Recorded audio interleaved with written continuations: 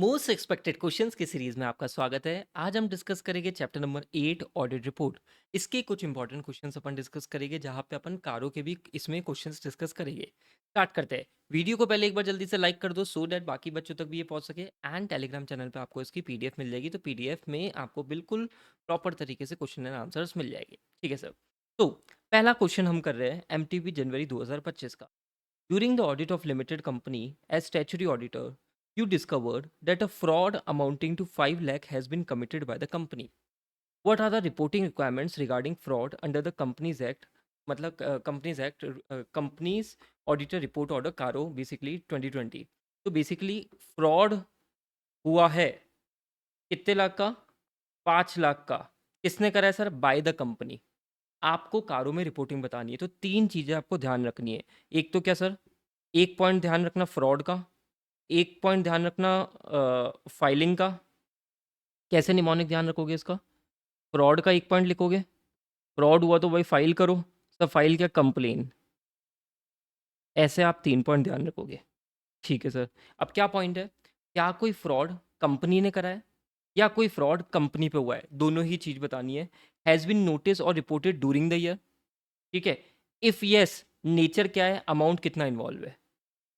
Fraud by the company on the company notice reported during the, if yes nature बताना है, amount बताना है। ठीक है सर। क्या any report, whether any report under subsection 12 of the section 143 has been filed by the auditor? कौन सा form होता है बेटा? ADT 4। ठीक है। कितना? With the central government. अच्छा, फॉर्म ध्यान रखना ADT 4। अच्छा, then whether company has considered whistle blower complaints if any receive during the year by the company. तो 3 पॉइंट आपको कैसे ध्यान रखना है? एक तो फ्रॉड का। फ्रॉड का क्या पॉइंट है sir? Fraud by the company, on the company, nature, amount कितना इन्वॉल्व है। दूसरा फाइलिंग। सर फाइलिंग क्या करनी है हमें? ADT 4 फाइल करना है 143 सबसेक्शन 12 के बेसिस पे। ठीक है। तो क्या कंपनी ने ऐसा कुछ करा है? And whether the auditor has considered whistle blower complaints. क्या कोई विसल ब्लोअर कंप्लेन थी, ऑडिटर ने उसको कंसीडर करा है? ऑडिटर को ये बताना होता है।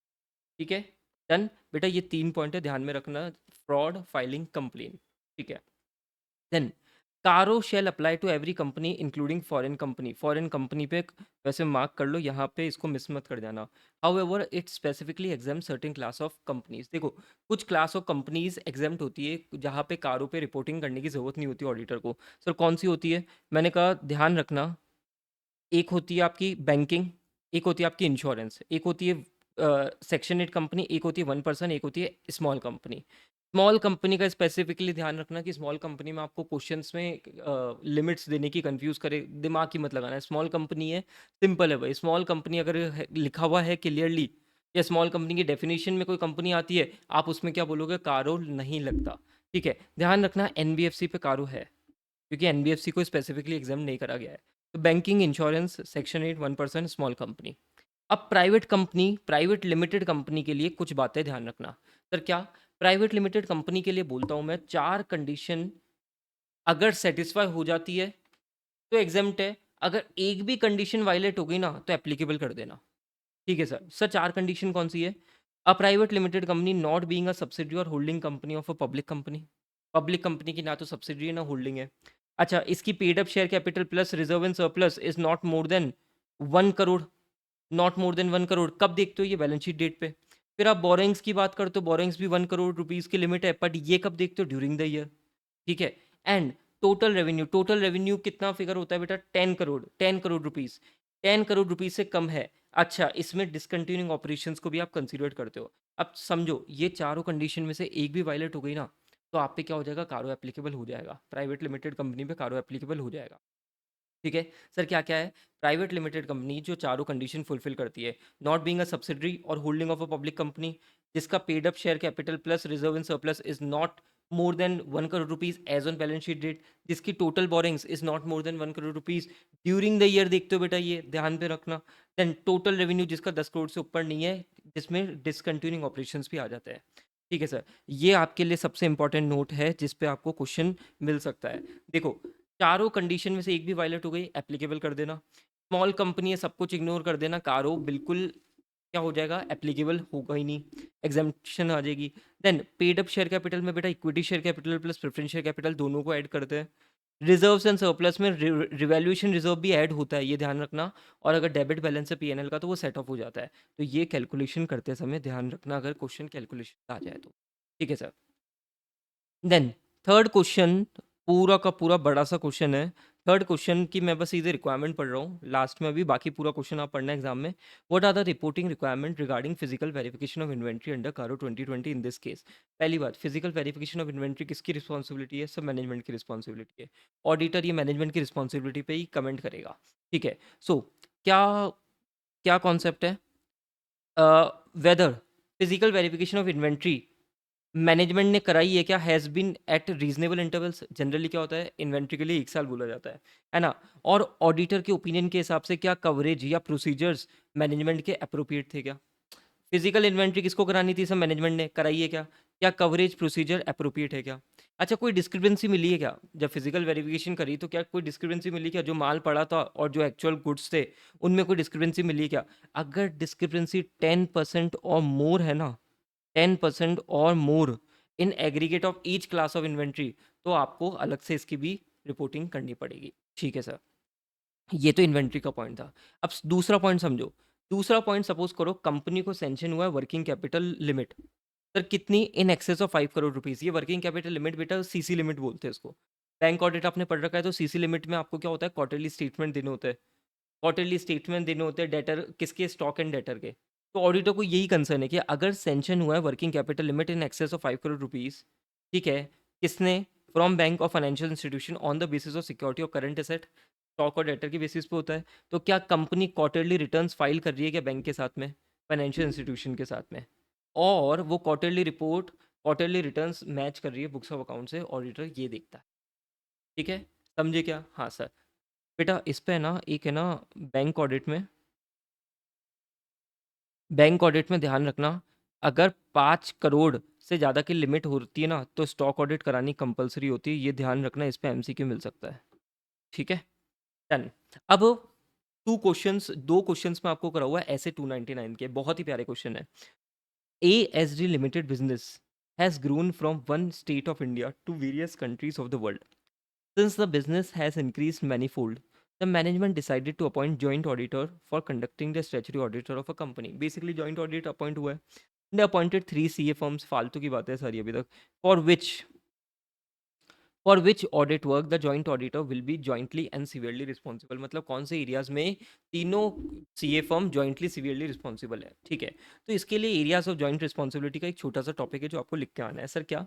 पहले तो ये बताओ, पहले तो क्या बताओ कि जो ऑडिट वर्क डिवाइड हो गया जॉइंट ऑडिटर के बीच में, जो वर्क डिवाइड हो गया है उसके लिए तो वो अलग अलग रिस्पॉन्सिबल हो गए। हाँ sir. Each joint auditor shall be responsible only for the work allocated to such joint auditor, including proper execution. जो वर्क एलोकेट हो गया, आज ए ऑडिटर बी ऑडिटर को अलग अलग काम दीजिए तो उसके लिए तो अलग से रिस्पॉन्सिबल हो गए। हाँ सर।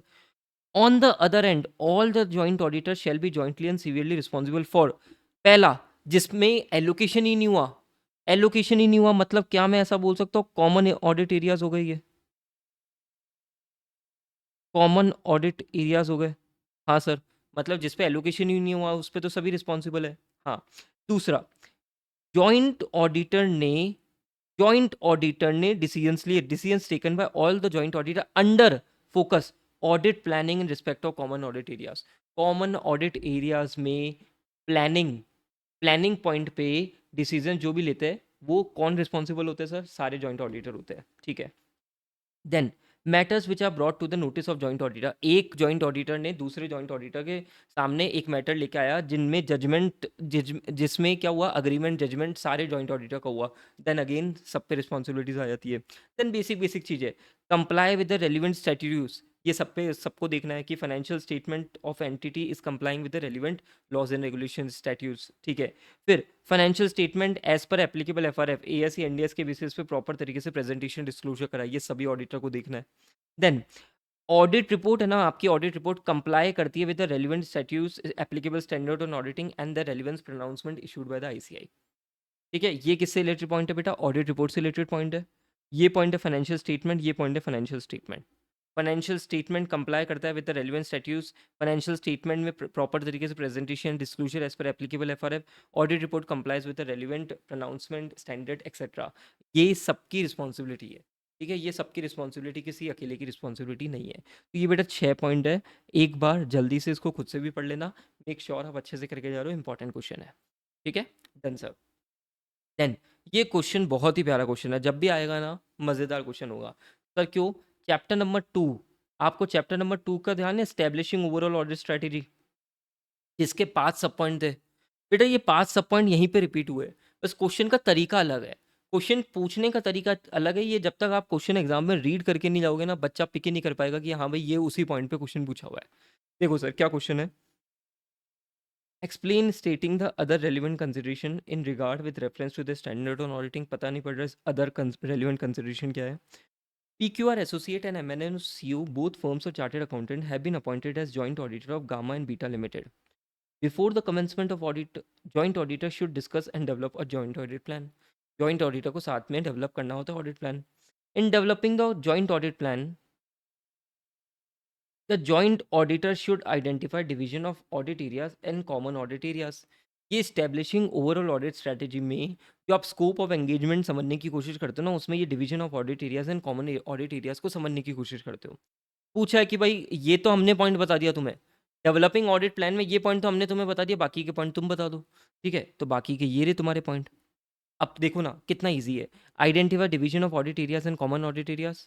ठीक है, अच्छा, then ascertain the reporting objective of the engagement, यही होता था reporting objective of the engagement. फिर टीम के एफर्ट्स को डायरेक्ट करते थे, तो consider and communicate among all joint auditor the factors that are significant in directing the engagement team efforts. फिर प्रीलिमिनरी एंगेजमेंट एक्टिविटीज के रिजल्ट को कंसीडर करते थे, and ascertain the nature, timing and extent of resources necessary to accomplish the engagement. As a student बेटा chapter number 2 establishing overall audit strategy की ही ये points है, आपको जस्ट लिंक करना है। ठीक है, तो इस it is again a very very good question. Done, clarity है भाई? हाँ सर। देन फिफ्थ क्वेश्चन आपका हुआ। सिक्स क्वेश्चन आपसे पूछा है, ईओएम का है, service limited is into the litigation relating to some legal action initiated by the industry regulator, high court तक पहुंच गया मैटर, अनसर्टिनिटी इन्वॉल्व है, तो स्टैट्यूटरी ऑडिटर ने इसको ईओएम पैराग्राफ में इंक्लूड करने को सोचा है। ठीक है sir. Briefly discuss the consideration to be taken care by the statutory auditor when EOM paragraph is included in the auditor report. Sir क्या होता है, बेसिकली आपको क्या करना होता है, आपको है ना एक सेपरेट सेक्शन डालना होता है कि भाई ये ईओएम पैराग्राफ है, और सेपरेट सेक्शन में क्लियरली बताना पड़ता है, क्लियरली रेफरेंस देना पड़ता है कि ये मैटर ऑलरेडी फाइनेंशियल स्टेटमेंट में डिस्क्लोज हो रखा है, जहाँ पे भी डिस्क्लोज हो रखा है वहाँ पे रेफरेंस दे दो। ठीक है, अच्छा, साथ के साथ में सबसे इंपॉर्टेंट पॉइंट, ऑडिटर ये भी बताता है कि हम इस मैटर में हमारा कोई मॉडिफाइड ओपिनियन नहीं है, include that the auditor opinion is not modified in respect of matter emphasise. ठीक है sir.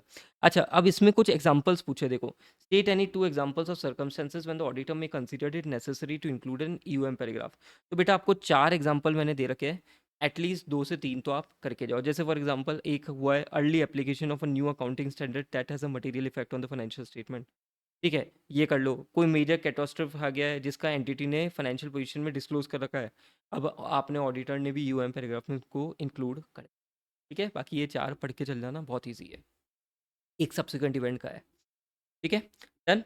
Then next question is very very important, an auditor is required to make specific evaluations while forming an opinion in the audit report। Question पे focus करो, क्या बोला, specific evaluation. Specific evaluation करना पड़ता है while forming an opinion in the audit report. Basically क्या होता है, जब हम ओपिनियन देने वाले होते हैं ना, तो हम कंक्लूड करना चाह रहे हैं कि फाइनेंशियल स्टेटमेंट है फ्री फ्रॉम मटेरियल मिसस्टेटमेंट। इसके लिए हम कुछ बेसिक चीज़ों को इवैल्यूएट करते हैं, इसके लिए बोला कि स्पेसिफिक इवैल्यूएशन क्या करेगा ऑडिटर। तो कुछ पॉइंट्स को ध्यान रखना, accounting policy, accounting estimate, accounting disclosure, इसी से रिलेटेड हो गए 4 पॉइंट। क्या है सर बताओ? मैंने कहा in particular the auditor shall evaluate whether financial statement adequately disclose the significant accounting policies selected and applied। फिर जो भी accounting policy selected and applied है, क्या वो कंसिस्टेंट है with the applicable FRF and are appropriate. 2 point तो accounting policy से related हो गए कि जो भी सिग्निफिकेंट अकाउंटिंग पॉलिसी और फाइनेंशियल स्टेटमेंट्स को डिस्क्लोज कर रहा है कि ऑडिटर ये देखेगा। देन अकाउंटिंग पॉलिसी जो भी सेलेक्ट करी अप्लाइड करी that is consistent with the applicable FRF and is appropriate. Okay sir. फिर अकाउंटिंग एस्टीमेट पे आ जाओ, मैनेजमेंट ने जो अकाउंटिंग एस्टीमेट लिया क्या वो रेलिवेंट है। अच्छा, फिर डिस्क्लोजर पे आ जाओ, क्या financial statement provide adequate disclosure, ताकि इंटेंडेड यूजर को अंडरस्टैंड हो सके all the material transactions and events. ठीक है। देन जो भी इंफॉर्मेशन प्रेजेंट हुई है फाइनेंशियल स्टेटमेंट में that is making noise of कर, बोलो कर, कर से नॉइज क्या है sir? Comparable, understandable, reliable and relevant. ठीक है। गेट आवाज़ करता है ना, कभी कभी खराब हो जाता है कर, है ना, तो वैसी आवाज़ तुम्हें निकालनी है एग्जाम में। Information presented in the financial statement are CURR। ठीक है। इस ये आपका छोटा सा निमोनिक है। देन लास्ट पॉइंट, टर्मिनोलॉजी जो फाइनेंशियल स्टेटमेंट में यूज़ हुई है दैट इज़ ऑल अप्रोप्रिएट। क्या आपको ये बेसिक बात समझ में आती है? 6 पॉइंट, 2 पॉइंट अकाउंटिंग पॉलिसी से रिलेटेड, 1 पॉइंट अकाउंटिंग एस्टिमेट क्या रीजनेबल है, एक डिस्क्लोजर हो गए, सारे मटेरियल ट्रांजेक्शंस इवेंट्स का डिस्क्लोजर कराया गया। देन इन्फॉर्मेशन जो भी प्रेजेंट करिए that is making a noise of कर। ठीक है, ऐसा नहीं मत लिखना। Information presented in the financial statement is relevant, reliable, comparable and understandable. And last point है terminology, जो भी फाइनेंशियल स्टेटमेंट में आपने टर्मिनोलॉजी यूज़ करी है that is appropriate as per applicable FRM। Okay sir. अब इसमें एक छोटा सा पॉइंट देखो, मेन पॉइंट अगर आप ये लिख दोगे ना आपको नंबर मिल जाएगा। ये एक एक्स्ट्रा पॉइंट है जिसका इंस्टीट्यूट 1 नंबर एलोकेट कर सकता है सर। क्या? एक होता है आपका कंप्लायंस फ्रेमवर्क, एक होता है फेयर प्रेजेंटेशन फ्रेमवर्क। तो अगर अगर सपोज करो एंटिटी फेयर प्रेजेंटेशन पे गई है तो ऑडिटर क्या डिटरमाइन करेगा कि whether financial statement is presenting और is complying with the fair presentation framework. That's it. ये बेसिक पॉइंट को ध्यान में रख के चलना। ठीक है, ये बेसिक पॉइंट को ध्यान में रख के चलना। डन। हाँ सर। अच्छा, एक ये करी करके जाना ना, फेयर प्रेजेंटेशन कंप्लायंस फ्रेमवर्क, ये करके जाना। ये भी अच्छा क्वेश्चन है। देन एक छोटा सा क्वेश्चन है, auditor shall evaluate whether the financial statements are prepared in all material respect in accordance with the applicable FRF. This evaluation shall include consideration of qualitative aspect of entity accounting practices, including indicators of possible bias in management judgment. Discuss stating clearly qualitative aspects of entities accounting practices. Basically मेरी बात को ध्यान से सुनो ना। यहाँ पे qualitative aspect auditor ये कंसीडर करता है, बिल्कुल कंसीडर करता है qualitative aspect of entities accounting practices. ठीक है। आपको इससे रिलेटेड क्या पॉइंट लिखना है? तो मैंने कहा बेसिक बात, ऑडिटर क्या क्या चीज़ें कंसीडर करता है। पहला पॉइंट, मैनेजमेंट है ना, makes a number of judgement in the amount about the amount and disclosures. क्यों सर? Accounting estimates. ठीक है। अकाउंटिंग एस्टिमेट्स में तो जजमेंट इन्वॉल्व होता ही है, एग्जाम्पल के लिए, है ना। ऐसे 260 में भी इसका डिस्कशन होता है, क्योंकि ऑडिटर क्वालिटेटिव एस्पेक्ट पे अपना व्यू देता है, TCWG वालों से डिस्कस करता है। तो ये तो तुमने बिल्कुल 2 पॉइंट बेसिक लिखे। फिर तीसरा पॉइंट क्या बोलते हैं? In consideration the qualitative aspect of entities accounting practices, auditor may become aware of possible bias in management judgment. Auditor को ऐसा मिल सकता है कि यार ये मैनेजमेंट है ना थोड़ा सा बायस है, there is a lack of neutrality. Sir कैसे? मैंने कहा इसके कुछ एग्जांपल्स आप दे देना। For example selective correction of misstatement. जैसे फॉर एग्जांपल उसने क्या करा, एक मिसस्टेटमेंट जिससे है ना प्रॉफिट बढ़ रहा था ना उसको तो सही कर दिया, पर जिससे प्रॉफिट कम हो रहा था उसको सही नहीं करा। This is a selective correction of misstatement. तो ये पॉसिबल मिस्टेक मैनेजमेंट बाइस की तरफ इशारा कर सकता है, आपको ये भी देखना है। साथ के साथ में पॉसिबल मैनेजमेंट बाइस in making of accounting estimates. Accounting estimates में भी जजमेंट इन्वॉल्व होते हैं। तो क्या कुछ अजम्पशंस मैनेजमेंट छिड़कानी कर रहा है फॉर देयर जो भी उनका बायसनेस है उसके बेसिस पे। ठीक है, ये आप बेसिक पॉइंट लिख के जाओगे। एंड लास्ट में बस एक ऐसे 540 का रेफरेंस दे देना जो CA फाइनल में डिस्कशन होता है। ऐसे 540 basically addresses possible management bias in making accounting. ठीक है। डन। क्लैरिटी है बेटा? ये पॉइंट ये क्वेश्चन भी आप करके जाना अच्छे से। देन कम्युनिकेटिंग की audit matter is not a substitute for disclosures in the financial statement. भाई पहली चीज, की audit matter is not a substitute, है ना। तो इससे रिलेटेड आपके 4 पॉइंट आ जाते हैं। पहली चीज, जो मैनेजमेंट को डिस्क्लोजर करने हैं फाइनेंशियल स्टेटमेंट में वो उनकी रिस्पॉन्सिबिलिटी है। की ऑडिट मैटर से उसको आप सब्सटीट्यूट नहीं कर सकते, इस पे केस स्टडी आ सकती है। देन आप मॉडिफाइड ओपिनियन दे रहे हो किसी पर्टिकुलर मैटर में, तो उसकी जगह आप की ऑडिट मैटर डाल के अपनी रिस्पॉन्सिबिलिटी से बच नहीं सकते। नहीं, जो की ऑडिट मैटर मतलब ऐसा जो जहाँ पे मॉडिफाई करना है वहाँ पे मॉडिफाई करना है ना। ठीक है। तो substitute for the auditor expressing a modified opinion when required by the circumstances of a specific audit engagement. तीसरा point is very important sir. क्या? अगर ऐसे 570 के बेसिस पे मटेरियल अनसर्टिनिटी एग्जिस्ट करती थी, तो आपको कौन-सा पैराग्राफ डालना होता है? मुर्गी पैराग्राफ डालना होता है। इसकी जगह गलती से भी की ऑडिट मैटर मत डाल देना। की audit matter is not a substitute for reporting in accordance with SS 570। ये आगे की लाइन भी लिख के आना, हवा में बातें मत करना। इतना सा लिखोगे एग्जामिनर नंबर नहीं देगा। When a material uncertainty exist relating to event or conditions that may cause significant doubt on entities ability to continue as a going concern. बेटा इस पे आया था 2 नंबर का एमसीक्यू लास्ट अटेम्प्ट में, और ईयूएम से आया था शायद, एम्फेसिस और मैटर से भी आया था, सेम पॉइंट वहाँ पे भी रिपीट होता है ना, तो 2 नंबर का एमसीक्यू यहाँ से पूछा था। And D point is a separate opinion on individual matter. ठीक है, डन सर। कैसे पॉइंट्स ध्यान रखेगी? मैंने कहा मैनेजमेंट तुम्हें जो काम करना है तुम अपना काम करो, की audit matter is not a substitute. फिर ऑडिटर को जहाँ पे मॉडिफाइड ओपिनियन देना है वहाँ पे मॉडिफाइड ही देना है, की ऑडिट मैटर से उसको वो बच नहीं सकता। तीसरा, जहाँ पे मुर्गी पैराग्राफ देना है उसकी जगह की ऑडिट मैटर नहीं डल सकता। For example a substitute for reporting in accordance with S A 570। जब मटेरियल अनसर्टिनिटी एग्जिस्ट करती है तो ऑडिटर को मुर्गी पैराग्राफ डालना पड़ता है, विच में cast significant doubt on entities ability to continue as a going concern and a separate opinion on the individual matter. ठीक है, तो बेटा ये आपके कुछ 9 क्वेश्चंस थे, अच्छे क्वेश्चंस थे, अच्छे कॉन्सेप्चुअल क्वेश्चंस थे जो मैंने आपको कवर कराए। इसमें से कुछ ना कुछ लगने के बिल्कुल चांसेस है। कारो के मैंने आपको 2-3 क्वेश्चंस कराए।